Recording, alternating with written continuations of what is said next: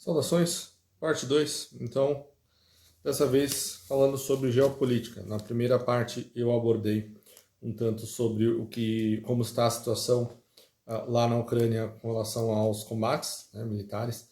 É importante enfatizar que mesmo eu vi recentemente uma nota do Pentágono informando que eles não faziam ideia do que estava acontecendo na Ucrânia, de como estava a situação com relação a, assim, quem controla o quê, então que estava muito difícil de discernir o que realmente estava acontecendo lá na Ucrânia, né? O que é de quem, então, e os russos, até, e em parte porque os russos também não estão divulgando nada.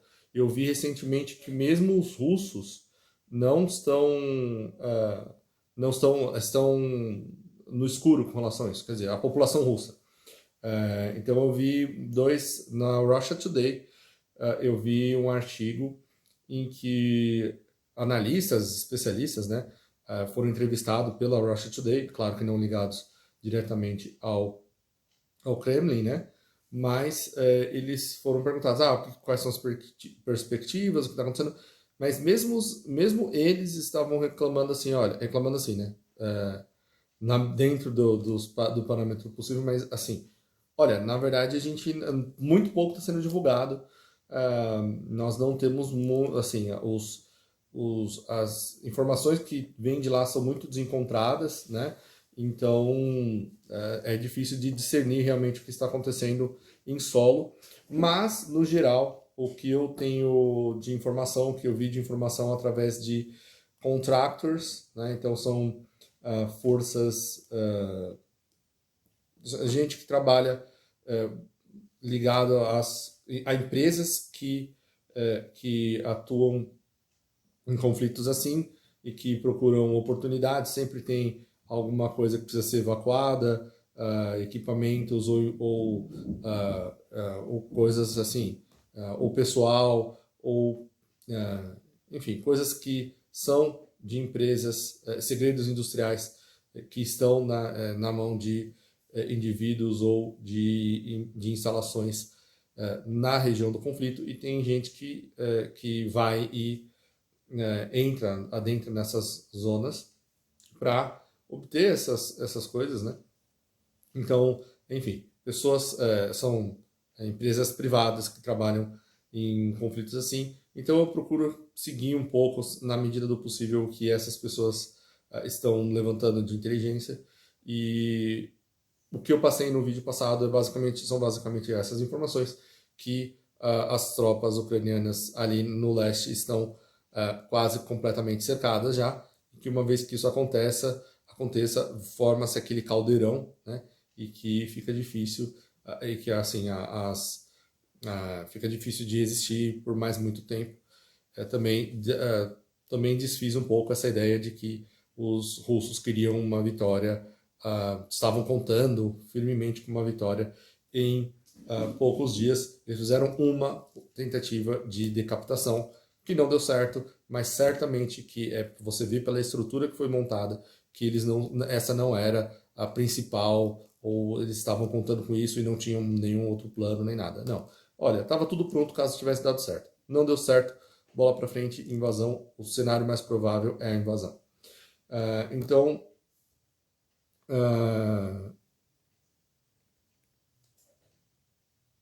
e aí, assim, até acabei de verificar uma informação de que porque assim, os russos eles estão se utilizando de diferentes identificações para adentrar na Ucrânia. Então, a força que veio do sul da Crimeia tem um Z, por exemplo. Aí então tem uma outra região que é um V. Aí as tropas que estão vindo da Bielorrússia têm um losango. Enfim, eles têm lá as suas identificações. Só que eu acabei de ver de uma gente levantando a bola que que o que algumas identificações estão mudando. Então, algumas da Força Z estão passando para uma coisa que parece um 8 ali. né? E então aí eles estão, tem gente levantando. Será que isso é sinalização de que passou de um estágio para outro estágio, de um tipo de comportamento para outro comportamento? Então você vê que é gente que sabe o que está fazendo ali, né? Então, enfim, então chega de falar da situação no solo ali na Ucrânia e vamos falar de questões de geopolítica. Então, preâmbulo. Aqui no Brasil se espalhou, o que mais se espalhou, né? Eu acho que dá para dizer que tem duas correntes de estudo de geopolítica aqui no Brasil. Uma que é a clássica, que é utilizada pelos militares, que é utilizada que é utilizada nas escolas e tudo mais, que tudo, na verdade, que a geopolítica ela é aquela definição clássica mesmo de que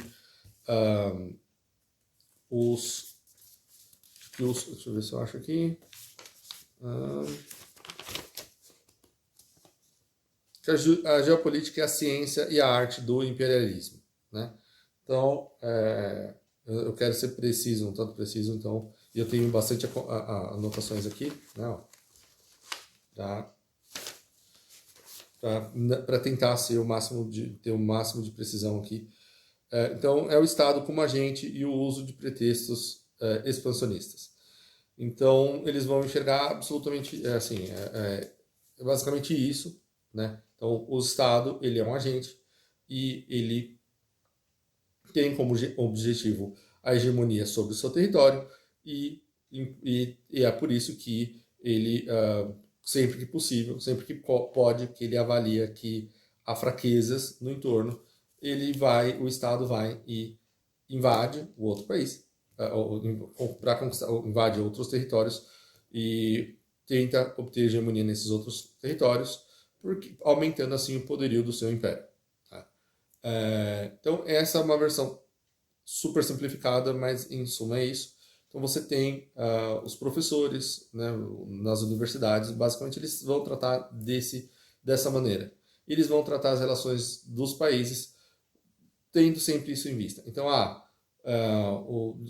qual era o movimento estratégico da Rússia nesse momento, porque a dependência do petróleo, do gás da Rússia se deu em decorrência disso e tudo mais.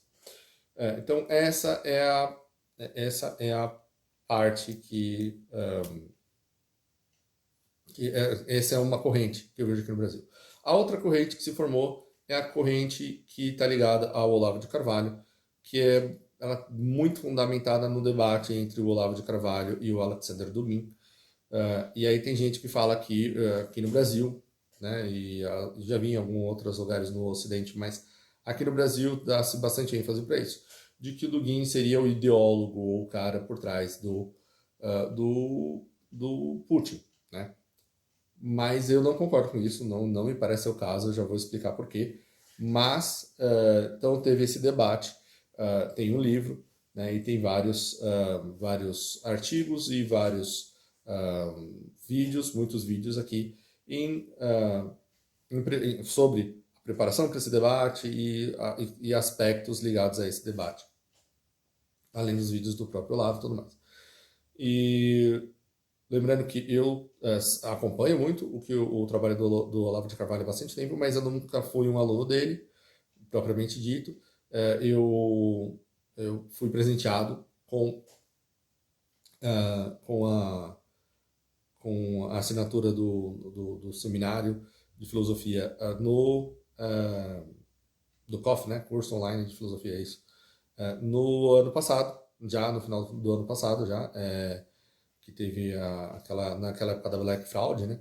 Então, foi muito curioso porque eu adentrei, tenho acesso a todo o conteúdo, mas nem fiz o uso que eu acho que eu poderia ter feito ainda, mas, enfim, pouco tempo depois o professor Olavo de Carvalho morreu, então eu não tive muito contato, eu só tenho acesso não tive a oportunidade, por exemplo, de mandar uma pergunta e ter ela respondida, ou qualquer coisa desse sentido. Mas tem bastante conteúdo lá, e conforme eu for me deparando com o conteúdo, eu vou repassando para vocês quais são as minhas impressões. com relação a essa, então, Alessandro Dugin e Olavo de Carvalho. O Olavo de Carvalho, ele elenca 3 esquemas de poder global hegemônicos atuantes no mundo. Eu já tinha visto isso sendo colocado de outra forma, mas já tinha visto o Glenn Beck fazendo de forma semelhante antes do Olavo de Carvalho. E, então, também dividindo em 3 poderes, 3 esquemas de poder. E era no caso do Glenn Beck, era o ocidental, o russo-chinês e o islâmico, né? E ele dizia que o que estava mais propenso da forma como estavam se desenrolando as coisas para tomar controle era o islâmico. O Olavo de Carvalho, ele parte de uma premissa semelhante, só que ele dividia entre globalistas, esse império eurasiano, né? Esse eixo russo-china, né, desse eixo russo-china, então encabeçando os movimentos socialistas do mundo, e o projeto islâmico de poder, porque o Islã nasceu com um projeto hegemônico de poder. Então dessa premissa. Eu não vou tratar do debate em si aqui, porque isso vai certamente 1 hora, né, tranquilamente, ou mais. E eu quero abordar outros aspectos, mas eu acho que basta eu dizer que, lendo o debate, eu continuo com a impressão de que o Dugin estava dando uma engambelada ali. Ele não é um debate propriamente dito, porque os dois, um não engajou exatamente no jogo que o outro estava propondo, né? O Olavo de Carvalho, o Dugin, ele busca ele tenta demonstrar, ele tenta debater dentro dos termos que ele elaborou, e o Olavo de Carvalho ele tenta demonstrar como, na verdade, sim, existe esse projeto encabeçado pelo próprio Dugin, e ele está se fazendo de sonso, de tonto, né? E que não é um processo de resistência, não, algo assim desse tipo. Enfim, então tem essa parte, tem essa questão, né? E aí existe essa ênfase no trabalho da KGB, da antiga KGB, de como a KGB era enorme, de como formava um Estado policial, e como, na verdade, se espalhou pelo mundo, e o tamanho da influência disso, de que não pode ser ignorado, e como, na verdade, eles estabelecem planos de longo prazo, e que por isso que eles têm esse processo, esse planejamento nefasto, né? E então acaba dando, na minha opinião, acaba exacerbando um pouco o papel que os russos têm nisso tudo, né? Porque é importante, a primeira coisa que é importante é que existe uma diferença entre a KGB e a FSB, que a KGB sendo antiga, a da União Soviética, Serviço de Inteligência da União Soviética, e o FSB sendo o serviço da Rússia, de inteligência da Rússia, né? Claro que tem outros, como o GRU, né, que é dos militares russos e tudo mais, mas enfim. O GRU passou por alguma reforma, mas permanece mais ou menos a mesma coisa, né? Um segundo. Então tá, voltando aqui, tive uma pequena interrupção. Então, existe essa distinção, né? Que a FSB, ela sim, eu concordo que a Rússia é um estado policial, mas a Rússia tem bastante mais problemas do que tinha, assim, pelo menos no âmbito geopolítico, na perspectiva clássica, tem um tanto mais de problemas do que tinha a União Soviética, né? Então tá, vamos lá. Primeiro, sobre o Putin, né? Sobre o Vladimir Putin.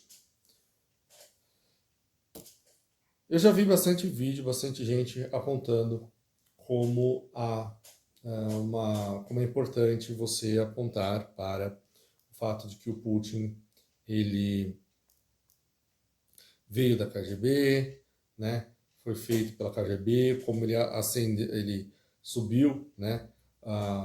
As posições dentro dessa estrutura da União Soviética, de como enfim, de como ele realmente cria desse sistema, né? e do envolvimento dele em guerras, nos assassinatos que foram executados por ele, que ele não é um cara bonzinho, que ele é um monstro.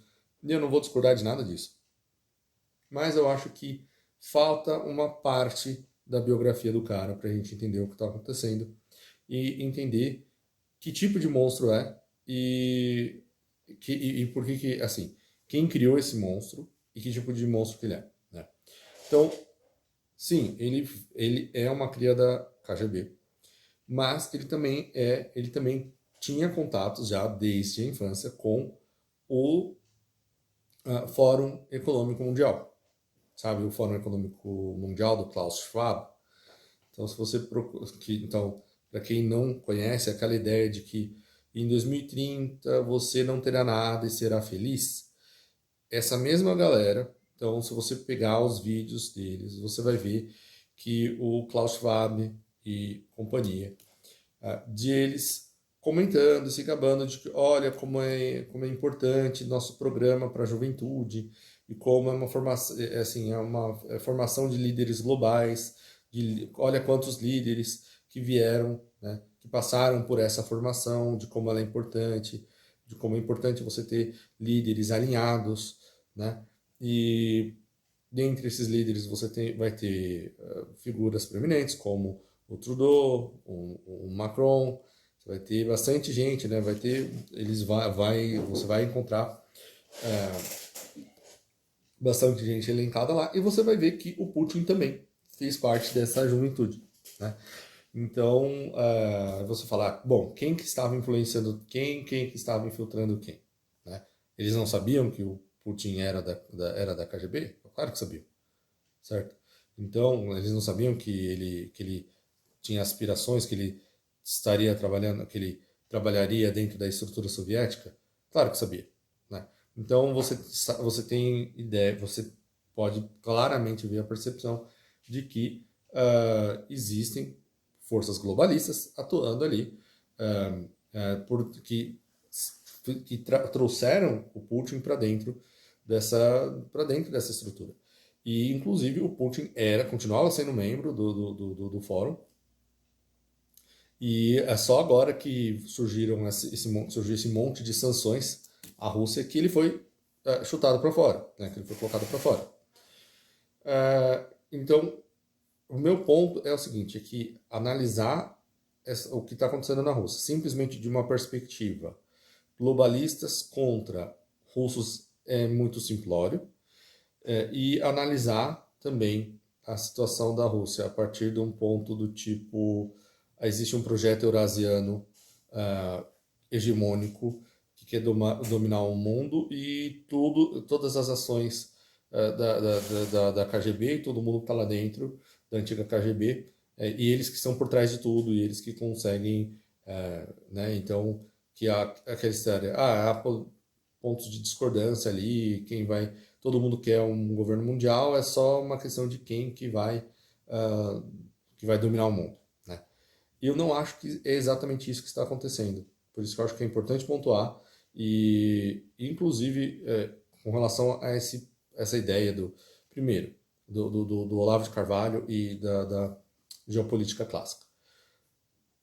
Pelo ponto de vista da geopolítica clássica, acho que fica bem claro quando você analisa as coisas, assim, os eventos do mundo, que ela não dá conta, sozinha, no geral, de explicar as ações porque ela não tem uma explicação muito boa, muito grande para o movimento globalista e nem essas ideias que são supranacionais, né? E nem de lideranças supranacionais, né? E eu acho que isso causa incômodo, tamanho incômodo nos intelectuais que estudam geopolítica, que chega um ponto em que eles têm uma visão assim eles chegam a ver com maus olhos às vezes corporações, grandes corporações e organizações supranacionais, porque atrapalham um pouco a visão, assim, é difícil de enquadrá-las em certas visões de geopolítica. Agora, do outro lado do Olavo de Carvalho, acho que o principal erro, assim, que eu considero realmente um erro, e que eu acho que acaba impedindo que a gente consiga enxergar as coisas da forma como elas realmente são, é o fato de que todo mundo parte do princípio que o Dugin é, de fato, o guru do Putin.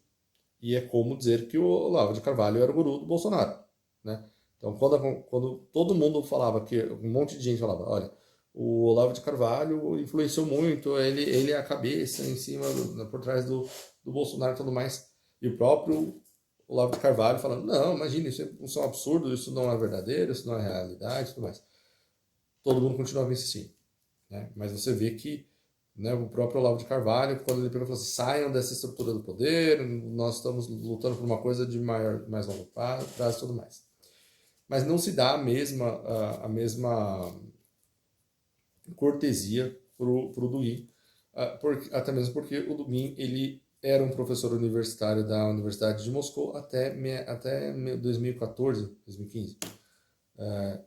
Então, você repara que 2014 é justamente o evento da Ucrânia, que aconteceu na Ucrânia, né? E houve uma rusga entre a galera que está no entorno do Putin e a galera que está em torno do Dugin, a ponto de o Dugin ser demitido, ter que sair, ser exonerado da Universidade de Moscou. Ok? Então, é importante ter isso em mente. Mas vamos chegar lá primeiro. Então, durante o que era o Putin no início do seu governo? Ele tinha aspirações claramente globalistas, ok? Ele pelo menos pode chamar, talvez fosse fachada. Isso nós não, o coração das pessoas a gente só vai saber, realmente só vai conhecer no dia do juízo final. Mas quando muito. Mas o que nós sabemos, né, o que nós podemos analisar como ações concretas, é que as ideologias que o Putin esposava no início que parece que foi havendo alterações no modo operante, né? Quais são os motivos dessas alterações é que a gente tem que buscar, mas houve, né? E você tem encontros do Putin com o Bush, naqueles trajes esquisitos e reuniões que realizadas entre essa galera, entre o Putin e as forças globalistas e essas galeras das escolas de mistério.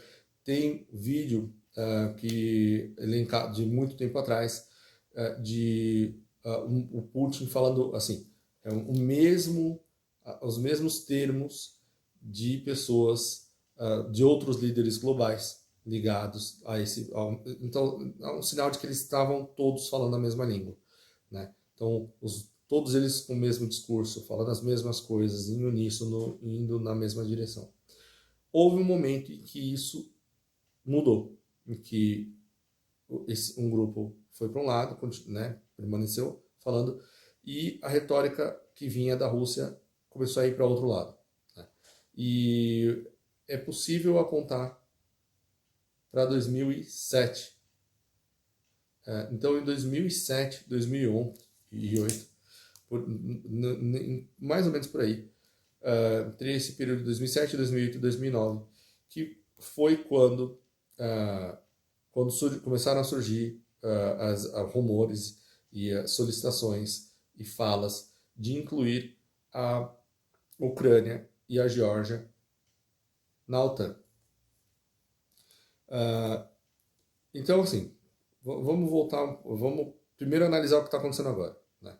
Então, quando a gente para pensar na extensão das medidas que foram adotadas contra a Rússia, tem algumas coisas que são peculiares. Eu deixei algumas delas anotadas aqui, e aí a gente retoma essa questão então.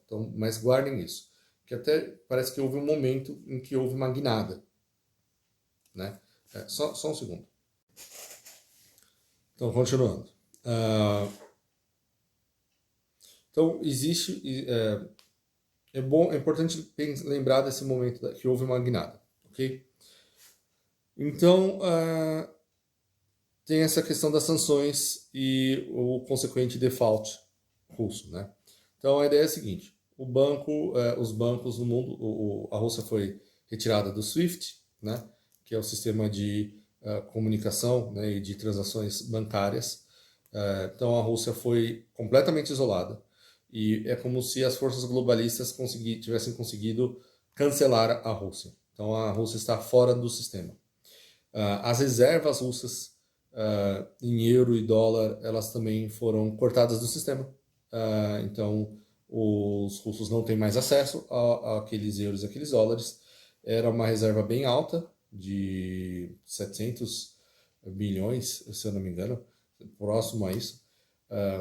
E ela perdeu esse acesso, só ficou com com as suas reservas em ouro, né? E, enfim, e moeda chinesa e moedas de parceiros, né? Mas aquelas moedas que eram utilizadas para as transações de gás e tudo mais, essas, no geral, os russos, o Banco Central Russo não tem mais acesso.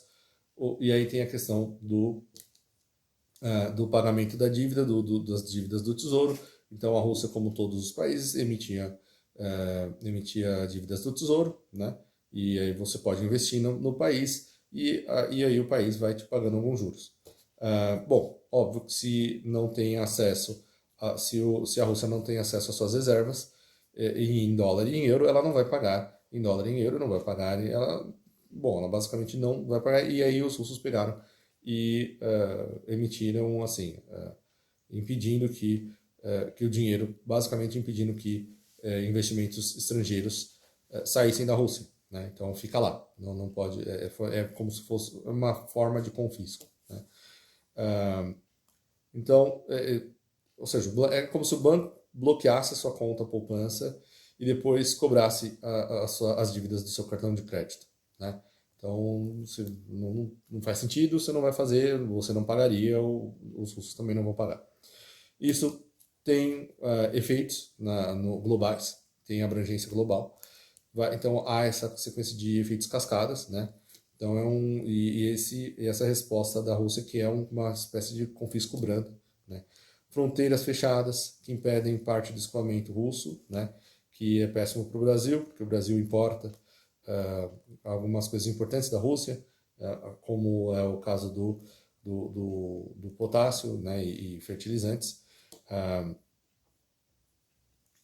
E eu acho que isso pegou alguns brasileiros de surpresa, né? Esse choque de realidade. E aí é onde entra aquela estratégia dos BRICS, né? Acordos que foram feitos em décadas passadas até e que seguiram, né? E que tomaram decisões que seguiram nessa direção.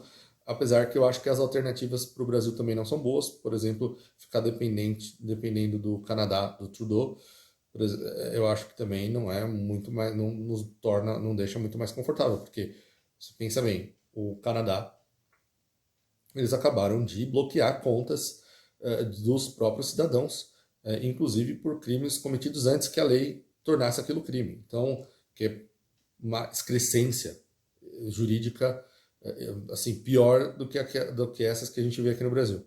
Então, dessas pessoas, né, que nós vamos ficar dependente dessas pessoas é terrível. O ideal é o Brasil.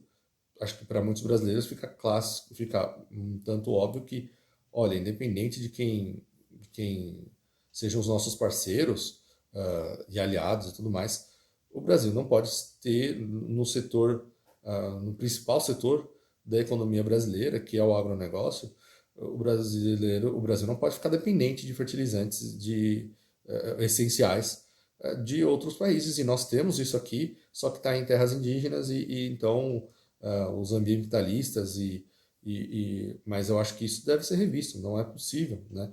E o impacto ambiental não seria tão grande assim também. Então, enfim, isso é papo para outro dia, mas eu acho que achei importante pontuar aqui antes da gente prosseguir, né? Deputados norte-americanos estão defendendo agora a expulsão de estudantes russos, né?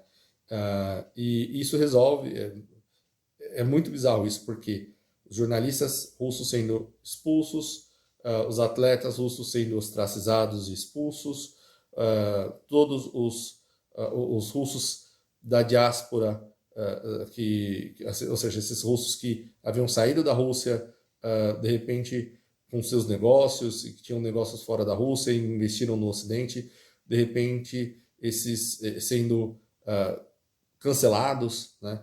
E agora com o Dostoiévski, que, puxa vida, foi um autor que escreveu a sua obra e tem uma importância assim elevadíssima, justamente demonstrando os autoritarismos do Estado russo, né?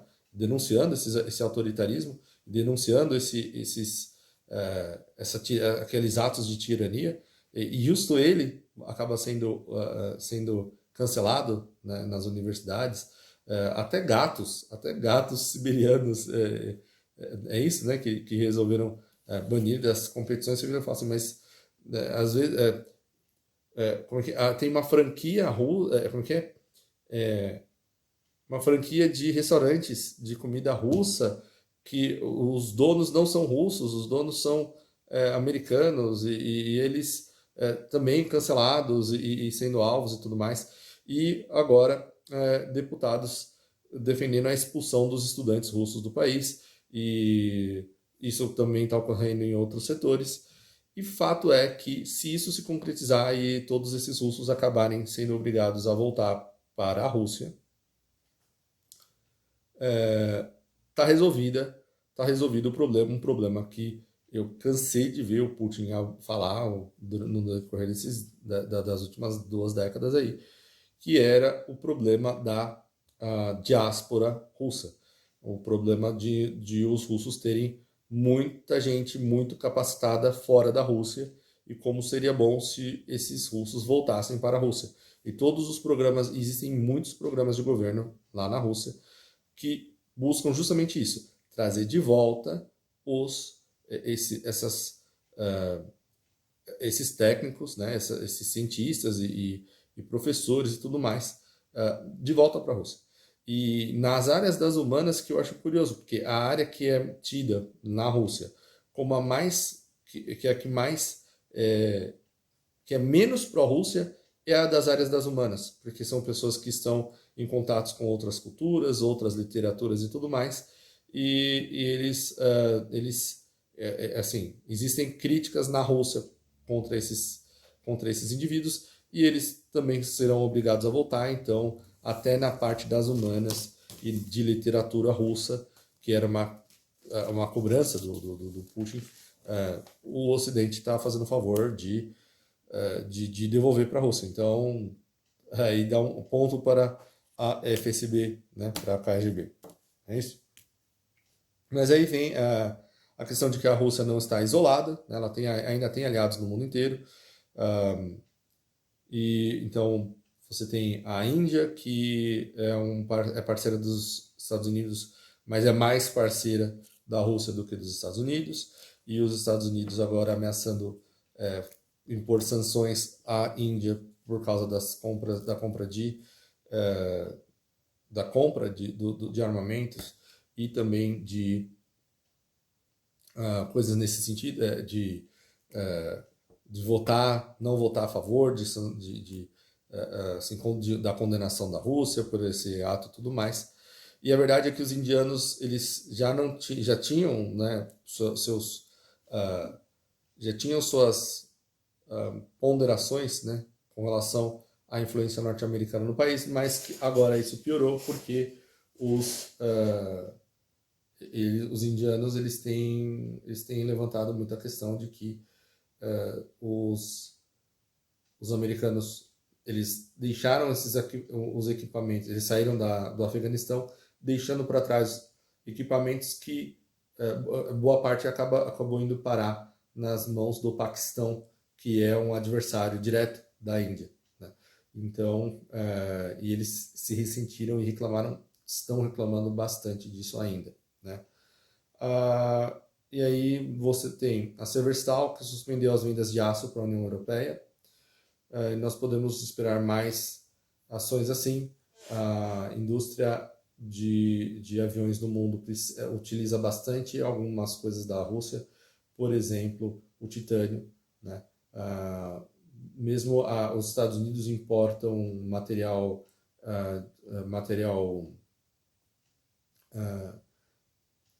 para as usinas nucleares, e daí inclusos urânio e tudo mais, né? Materiais enriquecidos. E se isso não chegar, vai encarecer o preço da energia nos Estados Unidos também, além da questão do gás e a questão do petróleo. Então dá para perceber de como boa parte do globo tem certa, até mesmo porque a economia ela é uma energia global, ela é uma economia globalizada e integrada. Muita gente tinha muita dependência de boas porcentagens, né, de certas coisas, de insumos que vinham da Rússia. Eu acho que isso é natural. Você olha para o tamanho da Rússia, né, olha para o tamanho, para a quantidade de recursos naturais que tem lá, é natural que isso ocorra, né? E aí nós temos um problema agora, né, que é Kaliningrado sendo cortado da Rússia. Se você olhar no mapa agora, com o fechamento dos países europeus, fechando suas fronteiras para a Rússia, fechando o espaço aéreo para a Rússia, fechando o espaço marítimo para a Rússia, tem um cantão ali da Rússia que fica fora da Rússia, que é Kaliningrado. E que... Como é que vai ser isso? A Rússia, eu acho que nas próximas semanas nós vamos ver Kaliningrado entrando na agenda de discussões, porque de forma alguma a Rússia vai deixar que Kaliningrado fique isolado dessa maneira, sem que a Rússia tenha acesso a parte do seu território. Né? Então, eu acho que é bem óbvio que se houver muita intransigência com relação a essa questão por parte dos países europeus ali, que talvez esse seja já o estopim para uma guerra imediata, ou medidas muito, muito fortes vindas da Rússia em decorrência disso, né? Então, eu acho que é importante a gente perceber, observar isso tudo e perceber que há pelo menos alguma parcela, né, dos globalistas realmente tomou decisões que visam prejudicar muito a Rússia, né? Pelo menos assim, não só o povo russo, mas bens do Putin sendo bloqueados e tudo mais. Você pode colocar o seu chapéu de teoria da conspiração e dizer, não, tudo isso está planejado. Talvez esteja, mas nós não temos como colocar isso dentro das análises, certo? Então é aquela história de faltou combinar com os russos. E eu já vi alguns globalistas apregoando que se inicia uma guerra nuclear com os russos, ou que nós tivemos o Lindsey Graham, que é um senador norte-americano, arguindo que o Putin deveria ser assassinado por alguém lá na Rússia. Esse tipo de assassinato seria uma declaração de guerra. Depois de uma declaração dessa, os russos jamais aceitariam algo assim, né? Então, é aquela história. Eu acho que é importante a gente entender que nem tudo não parece que tudo é uma combinação, que os russos estão plenamente no controle ou que os globalistas estão plenamente no controle, mas que em última instância não é como se aquela ideia de 3 projetos de poder, da forma como foi colocada, ela acaba simplificando a questão, e como no fim das contas é aquilo que eu falo, para o cidadão comum não faz diferença, porque no que essa elite concorda, né, o povo sempre acaba se lascando, sempre acaba sendo prejudicado. Então vamos para as origens do conflito, desse conflito na Rússia, e quem é o Putin e por que tudo bem, ele é um monstro, mas ele é um monstro criado, né? Não surgiu da noite para o dia. Então, primeiro que existe essa ênfase dele ser um fruto da KGB, do Ocidente, dele ser um fruto da KGB, mas ele também uma cria de forças ocidentais, né? Tem um vídeo muito interessante aqui no YouTube ainda, que é How the West Created Putin, né? Como o Ocidente criou o Putin. E você vê como no cenário geopolítico isso é verdadeiro. Também acho importante demonstrar, que eu vou procurar demonstrar aqui nesse vídeo, que existe gente pior que o Putin lá na Rússia. E que o meu receio é que nós não estejamos vendo o pior, o mais monstruoso dos monstros que a Rússia tem para oferecer para o mundo. Então, vamos lá. Quando houve o fim da União Soviética, foi prometido aos russos que a OTAN não avançaria. Por que isso é importante? Quando você vê aquele esquema de poder eurasiano que é esposado pelo Dugin e que é utilizado pelo Olavo de Carvalho para debater o Dugin. Em parte, eu acho que o problema ali no debate é justamente esse. Que o Olavo estava se utilizando ele se apegou numa visão de um mundo que estava sendo vendida da Rússia para fora, mas que nunca pegou e se enraizou ali dentro da Rússia, né? É claro que o Dugin tem os seus admiradores dentro do partido, dentro do governo russo, dentro da população russa, até mesmo porque ele era um professor universitário ali na Universidade de Moscou, mas está longe de ser uma visão hegemônica e longe de ser a principal corrente eurasiana ali, e não é a visão que eu vejo se você parar para analisar o que o Putin faz e o que o Putin, como ele forma as suas alianças e como o que ele promove ali dentro, não me parece ser a visão que ele tem do eurasianismo, não é como ele esposa essas ideias eurasianistas, eurasianas, né? Então, quando você olha para aquela teoria do Dugin, vamos lá, qual é a teoria do Dugin, assim, resumindo para a Europa, né? Eu já vou abordar ela de forma mais aprofundada daqui a uns instantes, mas para a Europa. Existe um eixo, ele forma um eixo, né, de poder, que seria ali na Eurásia, aquela região da Rússia e o entorno dela, encabeçado pela Rússia, e aí existiria um segundo eixo de poder, que seria a Alemanha e os países do entorno, e descendo ali para a Itália e os países católicos, então da Itália passa para a Alemanha e Portugal, né? E um outro eixo de poder, que é a França, Bélgica e Suíça, Dinamarca, aquela seria um eixo de poder França, Alemanha. E que essa estrutura de poder seria distinta da Grã-Bretanha e dos Estados Unidos e dos países nórdicos. Então,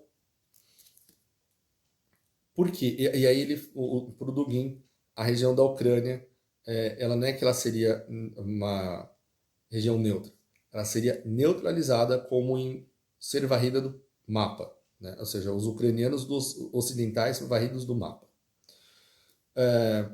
Então, essa é a ideia. Então, tá ok. Olha para o mapa na época da dissolução da União Soviética.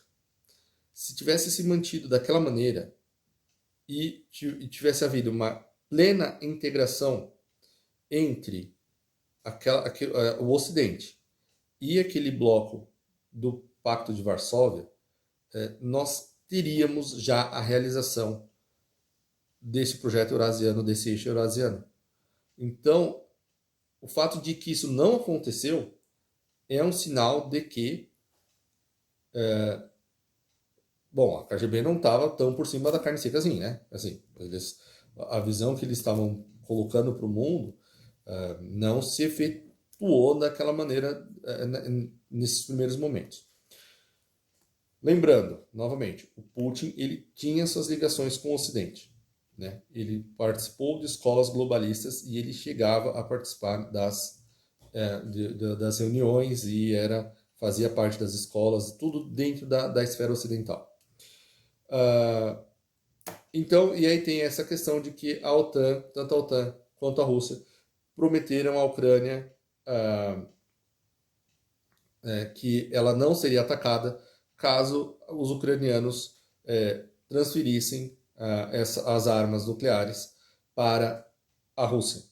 E, na verdade, o que acontece a Rússia, de início, eles ponderaram o seguinte: essas armas elas eram da União Soviética e elas estavam estacionadas na Ucrânia, elas não eram da Ucrânia, né?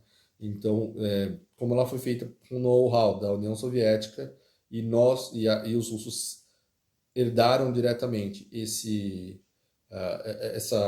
herdaram essa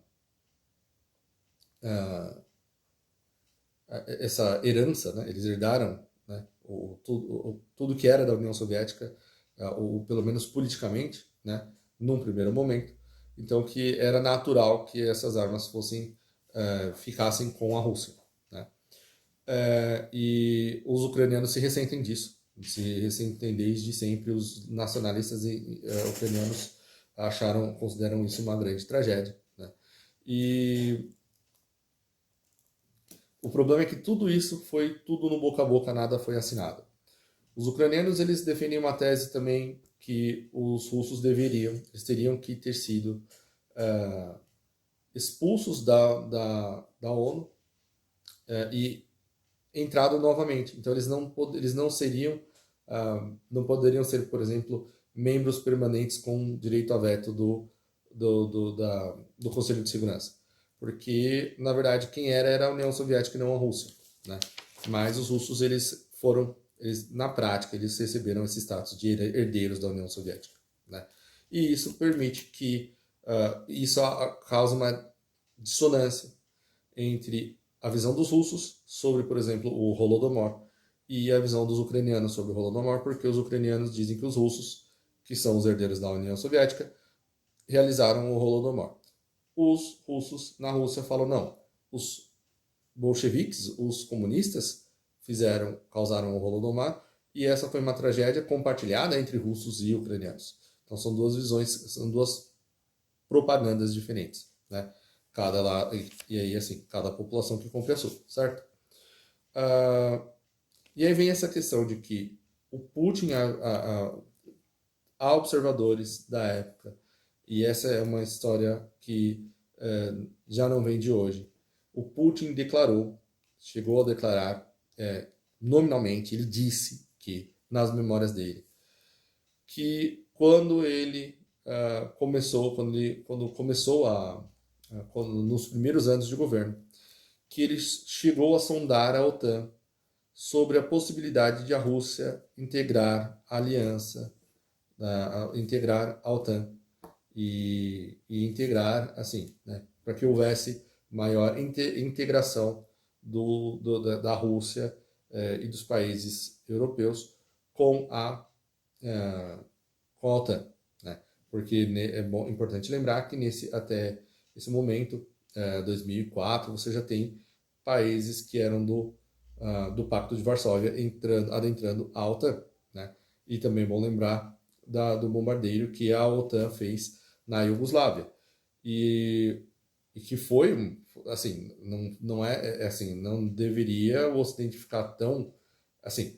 Se os russos podem ser punidos, inclusive os cidadãos russos, pelo que eles estão fazendo na Ucrânia, por que nenhum país da OTAN foi punido pelo que foi feito na Iugoslávia? Então, esse tipo de ponderação você vai ver na retórica russa, né?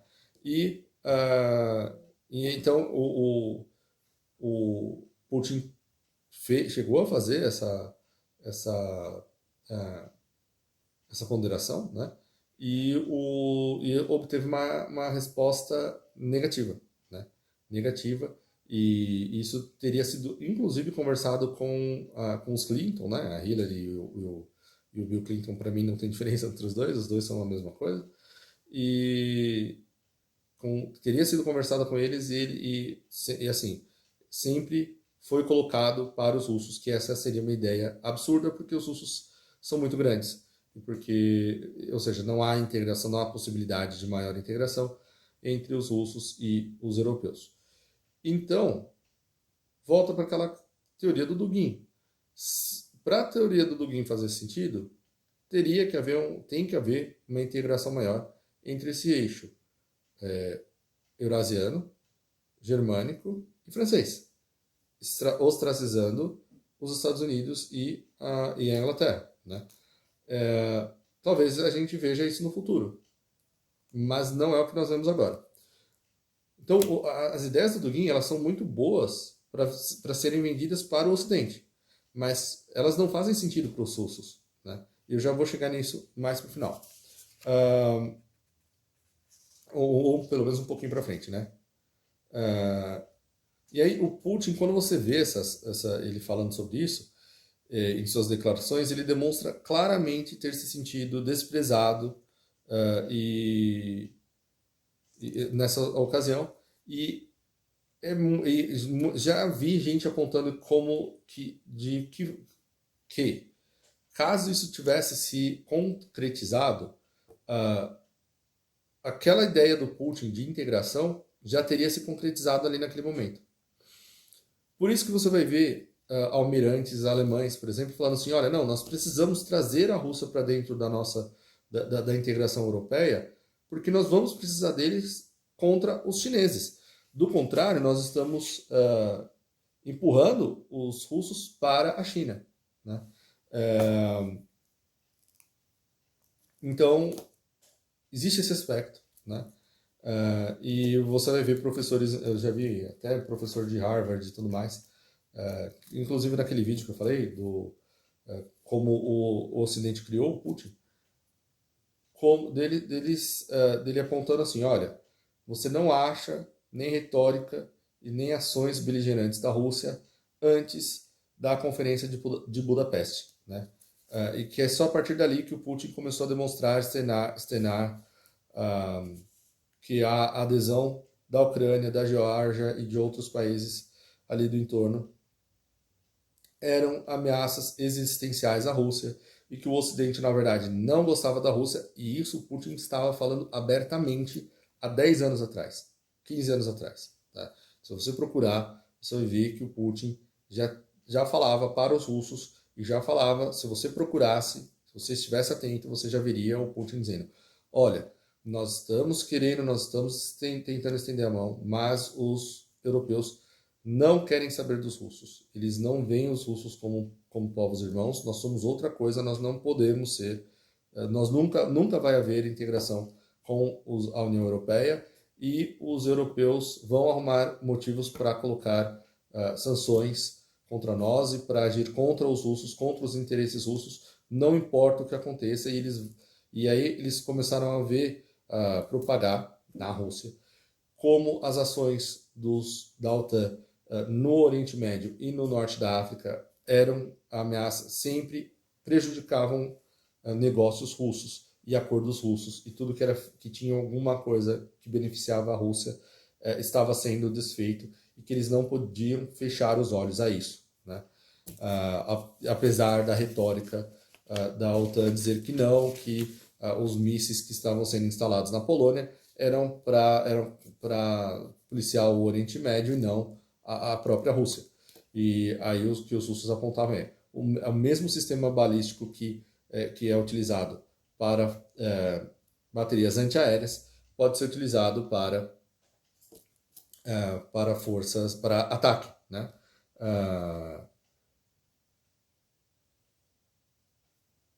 E aí, então existe essa retórica saindo na Rússia por isso que eu falo que o Dugin, ele com essa ideia de integração e de que, na verdade, existem, que basicamente para o Dugin, os europeus e os russos são nações irmãs, né? São nações que se colocam de um lado contra forças que naturalmente são atlanticistas. Eu vou já chegar aí, né? De como isso não era a retórica que estava sendo utilizada lá dentro da Rússia e não parece ser a retórica na qual não parece ser não parece compor o grupo de ideias que fazem parte do que o Putin acredita. Vamos ver nos próximos anos, se daqui a 10 anos nós virmos uma integração, assim, o continente eurasiano dividido entre França, Alemanha e Rússia, talvez a gente enxergue, a gente, né, vire e fale contra a China, talvez a gente, né, ou com a China empurrada para baixo, talvez a gente vire e fale assim, não, o Dugin foi um gênio, mas eu não acho que terá sido, vai ser um projeto de longo prazo como é o do Olavo de Carvalho, né? Olha, não vamos batalhar para daqui a 10, 15, 20 anos. O Dugin, para mim, parece ser a mesma coisa, né? Ele está batalhando em longo prazo, mas ele não é a corrente hegemônica lá de pensamento lá na Rússia, não. Há mais de 10 anos, quase 15, que ele fala que seria inaceitável, que cruzaria a linha vermelha. Aí eu falei já comentei, né, do Holodomor na visão do Putin, né, que teria sido feito pelo partido, não pelo Estado russo, que as lideranças, aí ele aponta sempre isso, que as lideranças atuais da Ucrânia também são herdeiras políticas da União Soviética, ou seja, é outra galera, serviço de inteligência, é tudo descendente direto da KGB e são descendentes diretos dos soviéticos de facções diferentes da antiga KGB. Então, isso também é importante, porque o que aconteceu aqui? Por exemplo, a FSB aumentou a sua influência e tem mais agentes. Só que boa parte desses novos agentes são agentes russos, porque antigamente tinha gente ligada ao partido e ligada na forma como funcionavam os sovietes. Esses líderes políticos locais que estavam ligados, comunitários que estavam ligados aos soviéticos, passaram a se tornar informantes diretos da FSB, né, fazendo parte da estrutura. Então, na verdade, o que aconteceu na Rússia foi uma tomada de poder por essa facção da FSB. E se você vê a ascensão do Putin, você vai ver que foi uma guerra interna ali dentro de pessoas que estavam na FSB, né? E não e o Putin, ele matou um monte de, assim, ele matou, né? Um monte de gente que estava ligado ao Putin nessa trajetória de ascensão dele, acabou morrendo, né? E algumas pessoas, alguns ex-agentes até morreram fora da Rússia, né? Oligarcas russos e tudo mais. Na Ucrânia é de forma semelhante. E é interessante como o Putin aponta que essas forças na Ucrânia, nacionalistas na Ucrânia, elas já estavam lá desde os tempos dos bolcheviques, e não é à toa que parte delas tomaram partido dos nazistas naquele momento, e ele considera que isso foi um erro, porque Stalin tinha um projeto e o Lenin tinha um outro projeto. Stalin queria uma federação com contrapartidas para quem deixasse, e o Lenin queria o que acabou se tornando repúblicas independentes que não tivessem poder para se desassociar do partido hegemônico supranacional. E ele considera,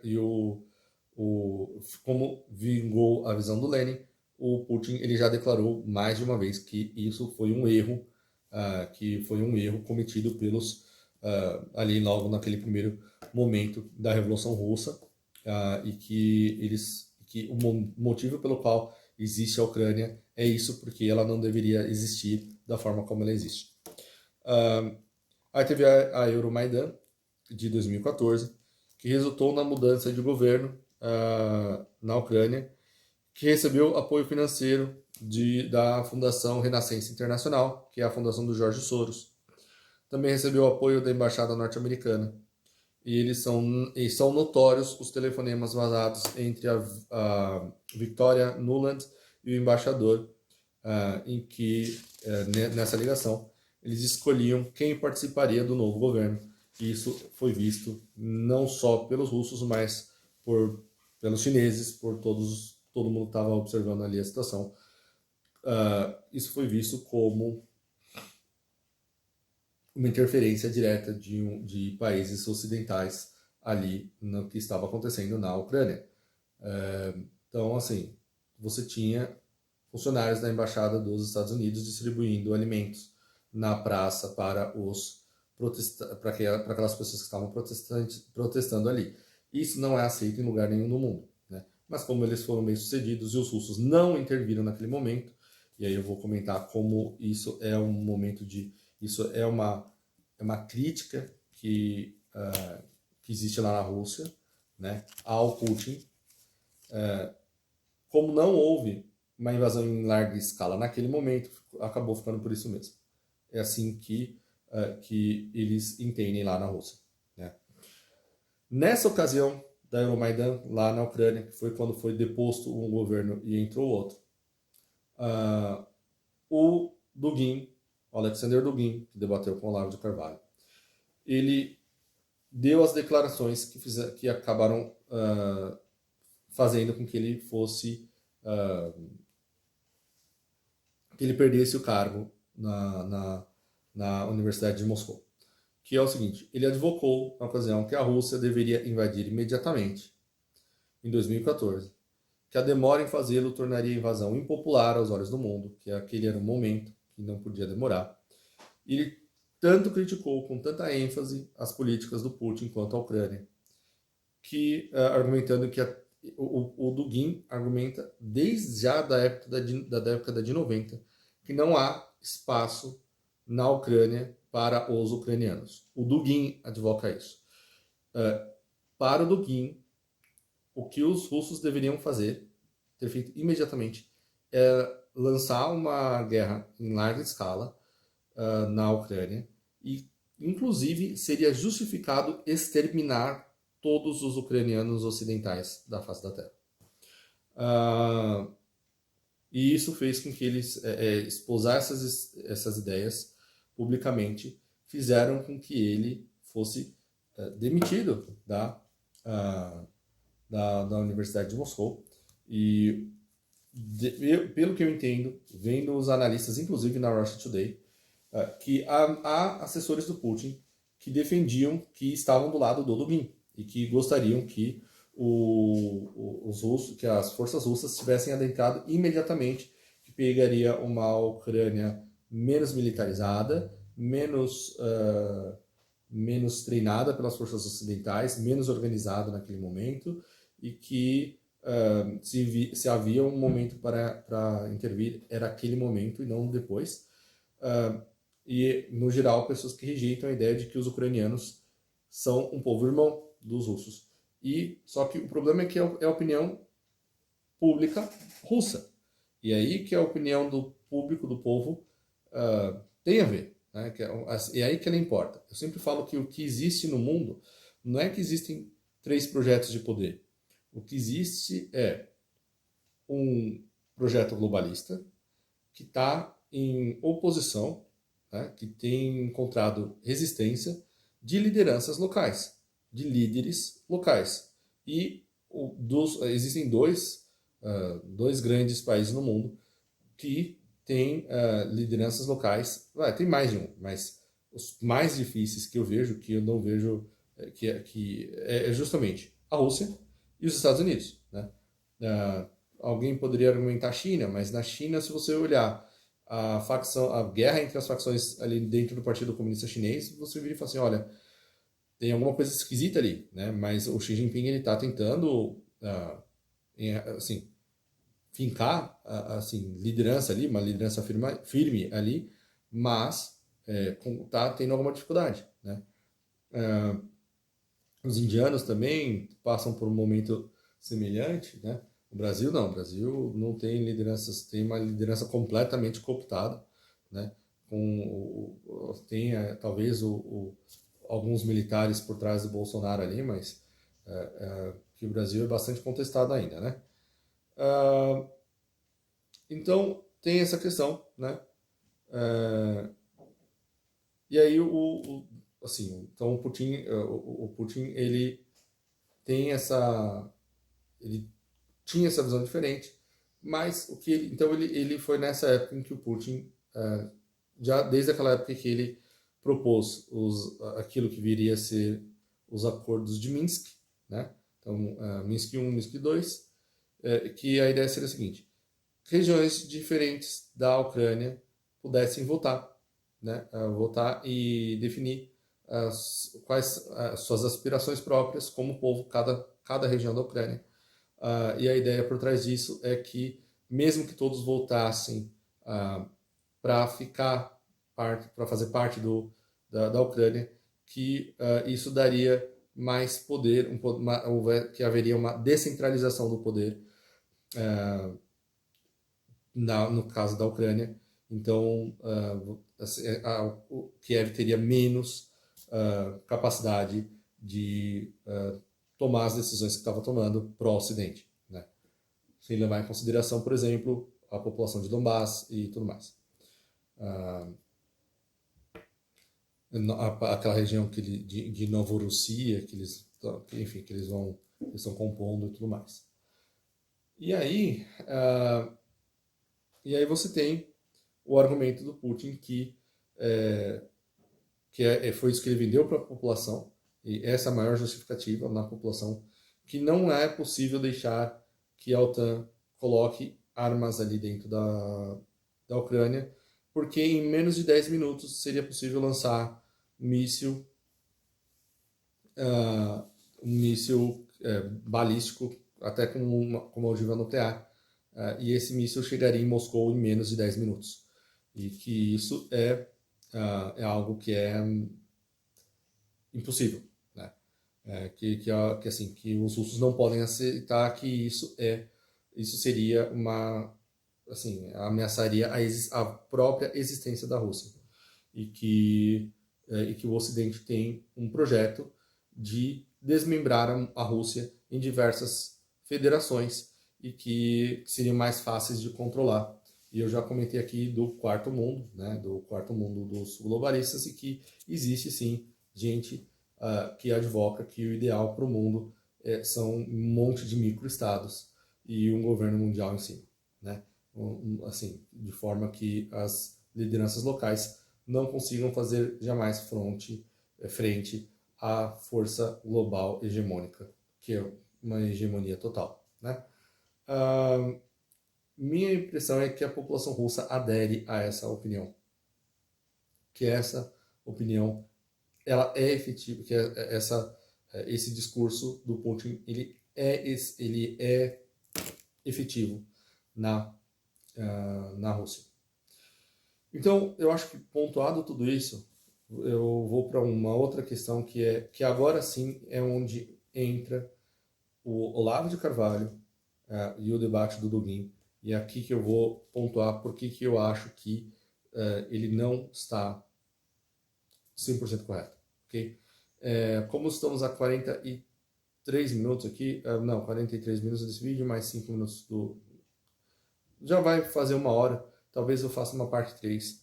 Se eu decidir fazer uma parte 3, vai aparecer aqui parte 3.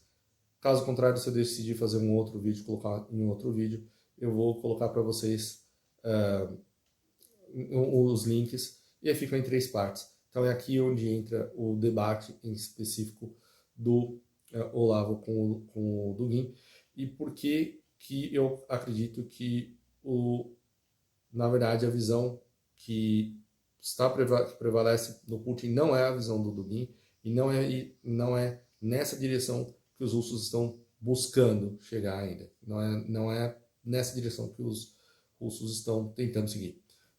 Bom, enfim, caso seja esse o caso, eu vou ficando por aqui. Um forte abraço, inscreva-se no canal, clica no sininho e entre lá no Telegram, no Recanto do Guerreiro, e fiquem aí com a parte 3, ou até a próxima.